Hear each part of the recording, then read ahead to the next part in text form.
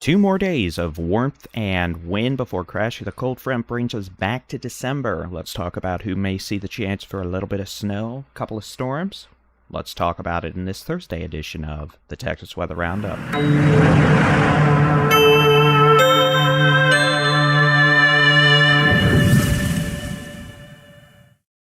Good morning, I'm Texas Storm Chasers Baldy-in-Chief David Reimer. It is Thursday, the 7th of December, 2023. The next 2 days are going to be warm, unseasonably warm for December, with windy conditions prevailing. A bit of fog this morning, more fog Friday morning before we deal with Crashy the cold front, and more wind on Saturday. Let's just go ahead and take a look at the high-resolution rapid refresh weather model. This is going to be a look at cloud cover and surface visibility. The white is the cloud cover, while reduced surface visibility will show up in yellow, orange, and red. So we get into tonight, a good chance of dense fog across portions of the Edwards Plateau, Concho Valley, Hill Country, south central Texas, extending into portions of the coastal plains and central Texas. This could be an issue for places like Austin, San Antonio, with more isolated fog possible north on Interstate 35 into North Texas and Texoma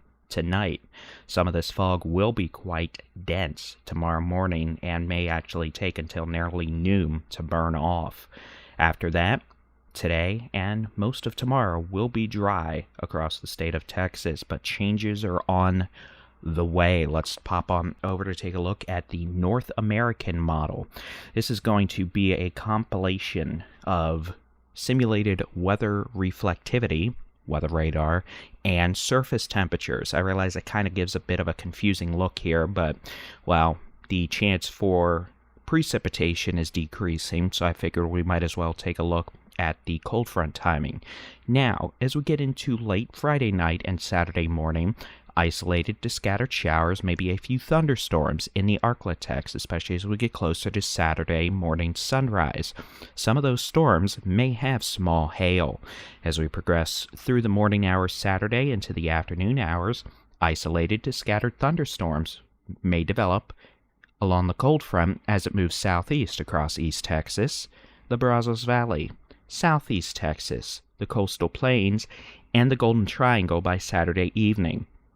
Some of those storms may be on the strong side with some small hail and gusty winds. The severe weather threat does not look overly impressive for Texas on Saturday, mainly because as these storms develop and move southeast, the main upper-level storm system and the stronger wind shear, especially in the low levels of the atmosphere, will be departing to the northeast. Thus, this is another one of these misaligned events where things aren't just going to come together the way we would need them to for a higher severe weather threat. At least that is the way it looks now.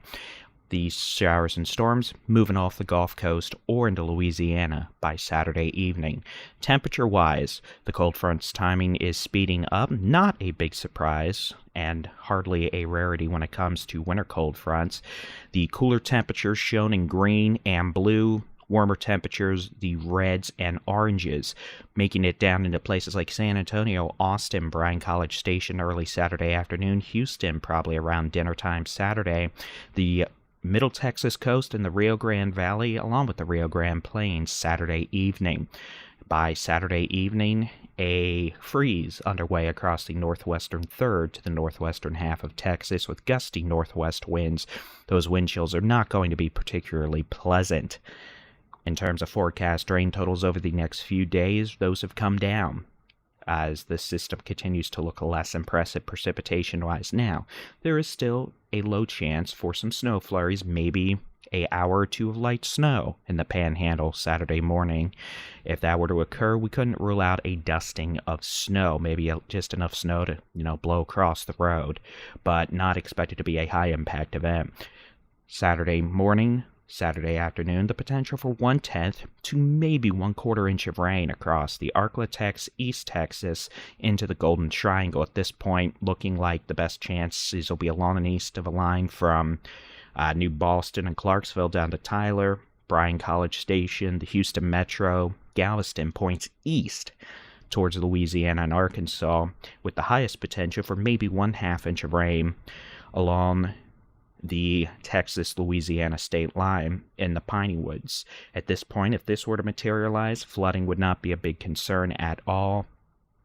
And again, we need rain. And we've been saying, El Nino, cooler, wetter winter. Well, so far that hasn't materialized. It probably will as we get later into this month and, January and February. Knock on wood, we're not going to be dealing with anything problematic in the severe weather or winter weather department, but we'll see. It only takes one. So as it stands now, this is not going to be that one in terms of a high-impact problematic event. Now, temperature-wise, over the next 5 days, today, it's not going to feel like December. High temperatures 60s and 70s, approaching 80 in spots with gusty south winds. It's going to feel more like a October or March afternoon versus that of December. Tomorrow, maybe more like a early April or late September day. Early October with highs in the upper 70s to middle 80s across the state, approaching record high territory for some folks. It is going to be warm and windy with a cold front already starting to make its impact felt in the panhandle, where temperatures may fall into the 30s and 40s late tomorrow afternoon and tomorrow night. Now on Saturday, this is going to be one of these days where the high temperature map could be deceiving.